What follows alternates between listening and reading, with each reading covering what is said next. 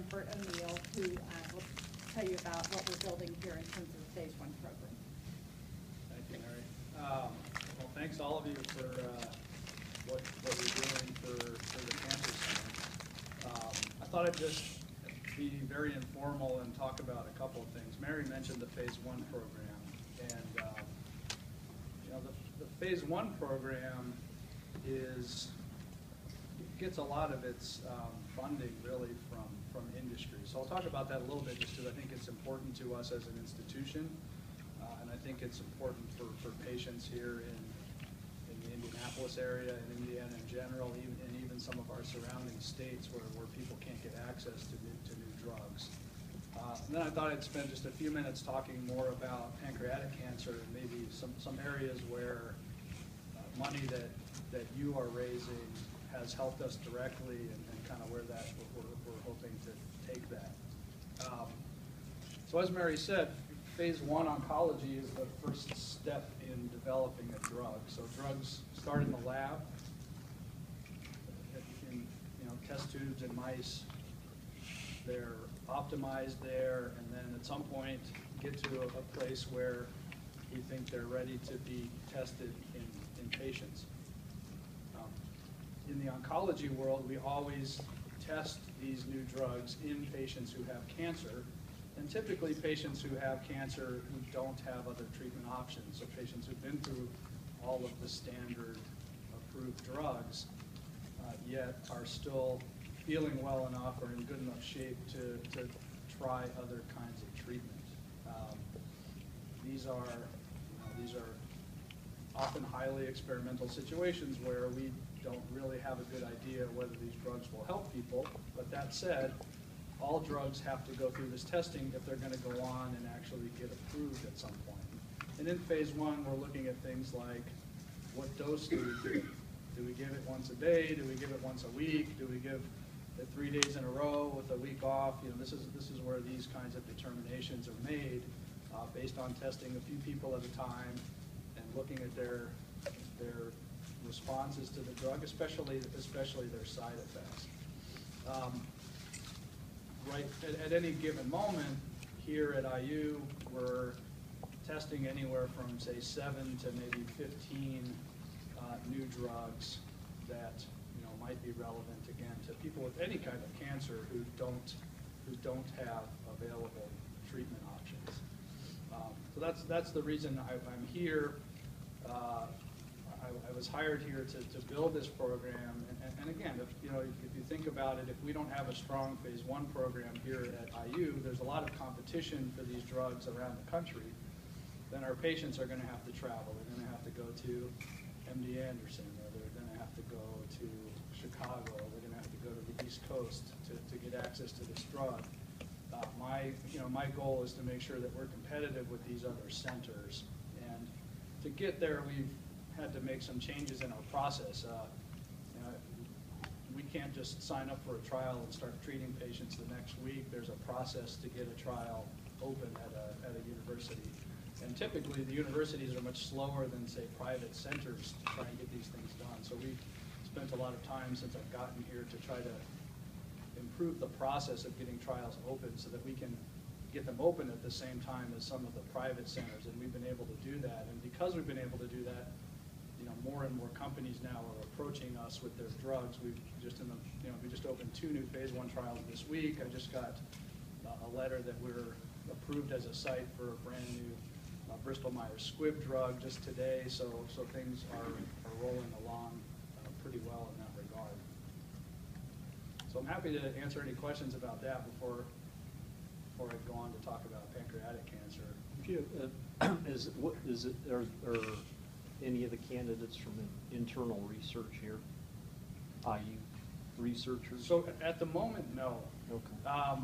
It is extremely difficult for a person running their own lab to get a candidate drug into the clinic. And the reason for that is that prior to getting into human testing, there are several development steps that are very expensive and that the NIH won't fund. Testing in different, 3 different species. Yep. You can't get funding for that. So either you have to have form a company and have venture capital funding, or a very robust foundation to get that step done. Okay. And a lot of times, candidates end up getting sold off to companies at that point for further development, or agreements made with companies. More and more that's happening, which I think is nice. We do have one example, Mark Kelly, who I'm working with closely. Just turns out, actually, when I moved here, he's one of my neighbors. He's interested in pancreatic cancer. He has a drug that he acquired from a company that was actually being developed for a non-cancer use. And his drug, during my tenure, his drug will probably be the first to go into to oncology phase 1 testing that came out of an IU lab. And we're looking at a few others that hopefully in the next couple of years will also come out of IU labs. So definitely,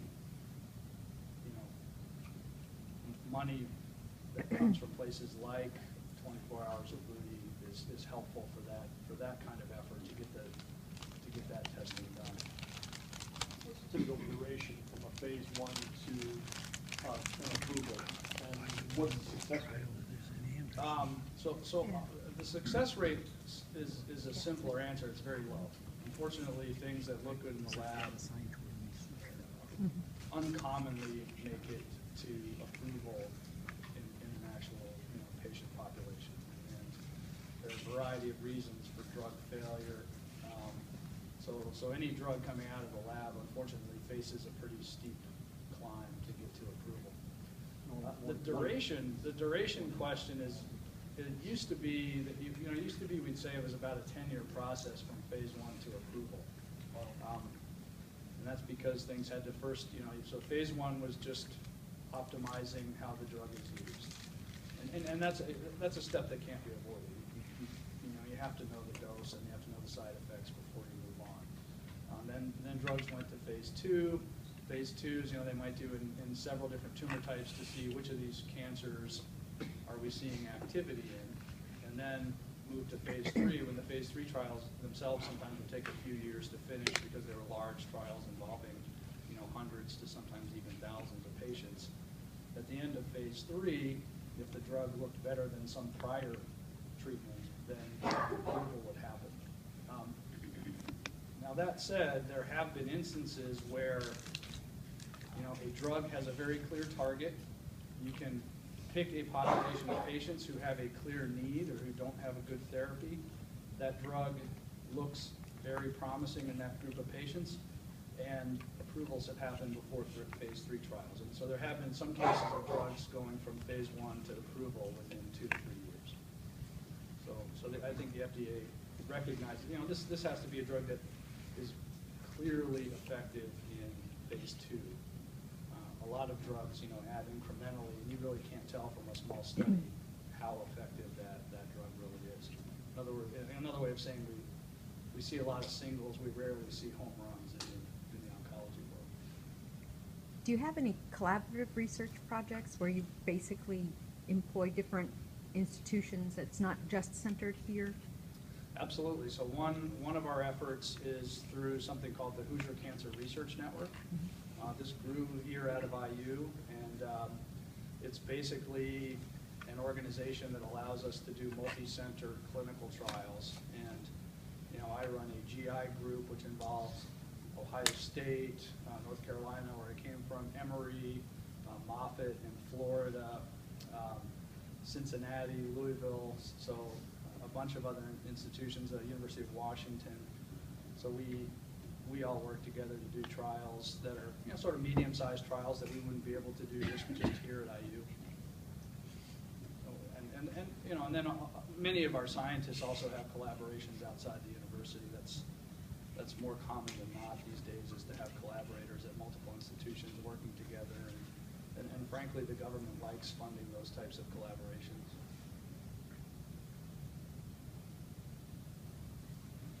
All right, well, just briefly then, some things we're doing in pancreatic cancer. So pancreas cancer actually is now the 4th leading cancer killer in the United States.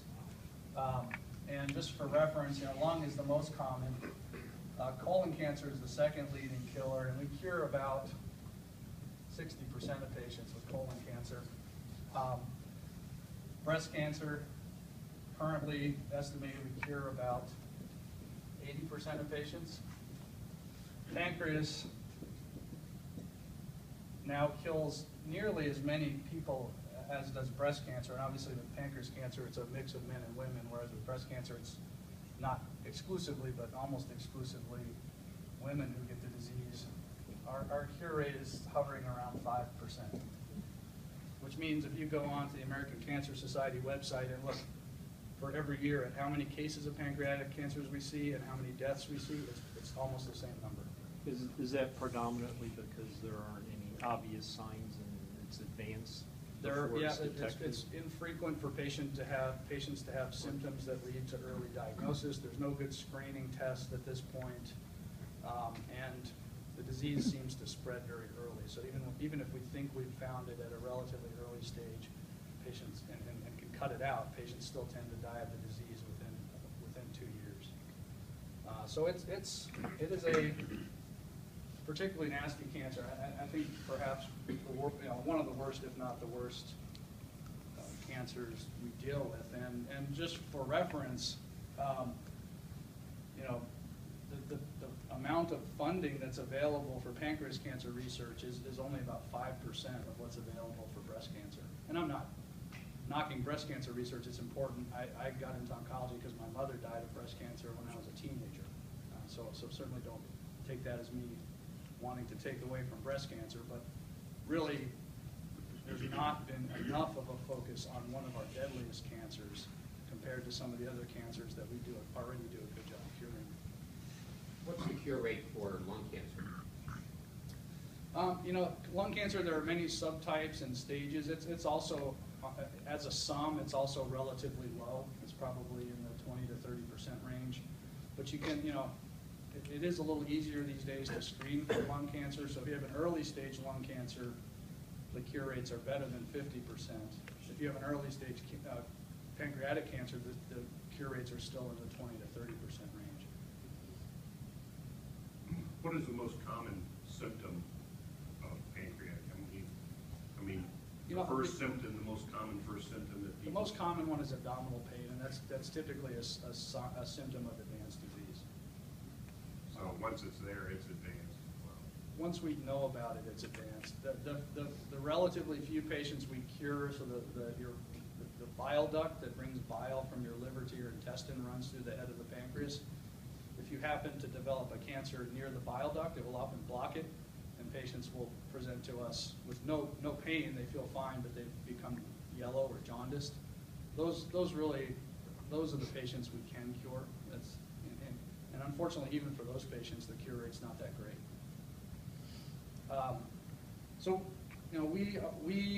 One of the reasons I came to IU, this is actually one of the largest pancreatic cancer surgical centers in the entire country. I don't know if you're aware of that, but they perform about 200 pancreas operations every year, the majority of those for pancreatic cancer. Which means, one, we see a lot of patients, so we can get a lot done in terms of clinical research, and two, these cancers are all saving, so we have a lot of tissue, so we can start to look at biology of the disease, which is something that's sorely lacking. And right now, a group of about 20 of us is working towards something called a SPORE grant. A SPORE is called a specialized program in oncology research excellence. This is an NIH-funded program that requires you go in with at least 4 large-scale projects, often with a number of other developmental projects. But the funny thing about NIH is,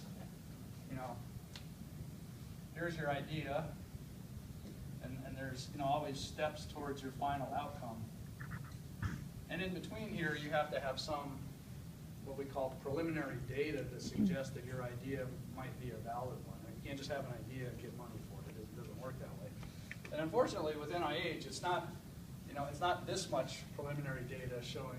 They kind of want this much preliminary. You got to be almost all the way there towards your outcome before NIH will consider funding you.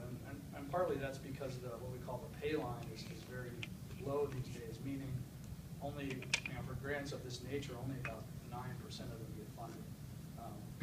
So it's a high bar, and getting this preliminary data is really where, your help comes in, is we need to have money to do the experiments to get this preliminary data before we're ever going to get these bigger grants from NIH that can allow us to take that next step. So just as an example, right now, we are looking at patients who've had surgery.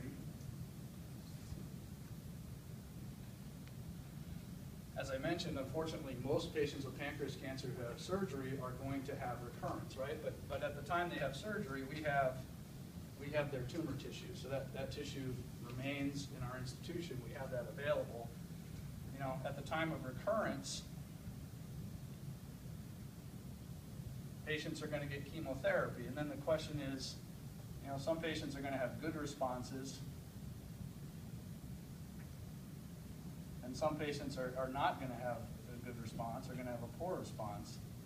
And unfortunately, we do not understand the biological difference between these groups of patients. And one of the problems in pancreas cancer has been this tissue, is that if you take a group of patients who starts out with metastatic disease and try to sort this out, a lot of them just have little tiny bits of tissue that are taken as a biopsy to confirm their diagnosis, and that tissue is not enough to work with to do studies.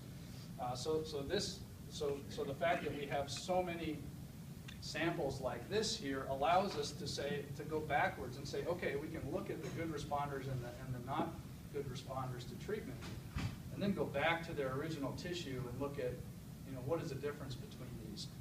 And so right now, and again, this doesn't yet have NIH funding, but the idea is if we can get some good preliminary data here, we can make this part of our SPORE application and get that NIH funding. So, the simple question here then is, can we look at something about these tumors that's different between these folks and these folks? And our current idea, because a lot of our chemotherapy treatments involve either what are called platinum-based drugs or non-platinum-based drugs, is to look at some things that might be associated with platinum drugs. We can look at genetics here that might be associated with response to platinum drugs or DNA damaging drugs. And if we can find genes that sort these out, then we might be able to look at these poor responders and say, okay, within those genes that define the poor responders, is there some target we can use to add new drugs to help make these better responders than they would otherwise have been. So this, this again is work that's being funded right now by money that we're getting from the Simon Cancer Center, and hopefully it's we're just at the stage of getting the tissue and getting all the patient data together, and now getting ready to analyze the tissue. So I'm hoping within the next year we'll be able to publish this information and then hopefully get some interesting answers. So the tissue bank you have for surgery, is that from tumor in the pancreas? Yeah. So this would be Okay, the yeah. The pancreas and the tumor that was removed. Okay. I was curious, at recurrence, do you take another tissue sample to see if there's been a mutation or a change? At this point, that is not standard to do. Sometimes sometimes, say a person develops a new spot in their liver, sometimes we'll take a sample of it just to be sure it's pancreas cancer and not something else. Okay. But right now, unfortunately, I can check for a lot of mutations and can't do anything with them because there aren't any drugs that have been demonstrated to be beneficial for these folks. Yeah, it's just more historical typing. Yeah. Curious if there's a change with the recurrence, and then maybe that affects the good or poor. We're starting to look at this more in what's called our precision genomics program, which is also part of our phase 1 program, where we are biopsying tumors kind of at the time we see patients, so it kind of reflects all the treatment they've had, and then are trying to biopsy them again when they progress to see if there are new mutations.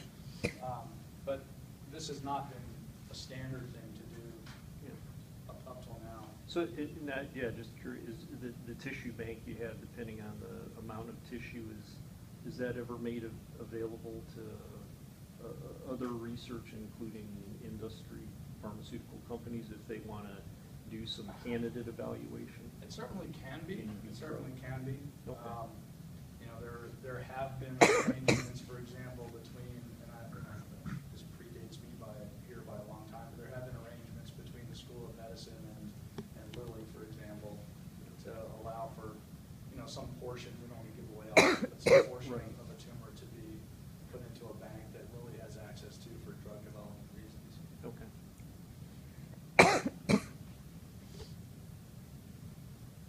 So, yeah, my hope, again, we're shooting for this big grant, and a lot of what we're doing right now to get prepared for this big grant is being supported by money that's raised by groups like yours. So hopefully, just to give you some idea of how important this is to us, you know, there are a lot of people in this institution with the same kinds of goals, which is to try to, you know, get their ideas funded, and all of them, you know, literally hundreds of people here need this kind of money to take that first step, so that if the idea looks promising, that they have a better chance of then getting funding to help push that idea to its conclusion. So I'll stop talking there, but happy to answer any more questions, and just again want to really thank you very much for what you're doing. Anyone have any further questions for Dr. No? Well, thank you so much for your time. I'm Megan McFadden, by the way. I was here making sure the caterer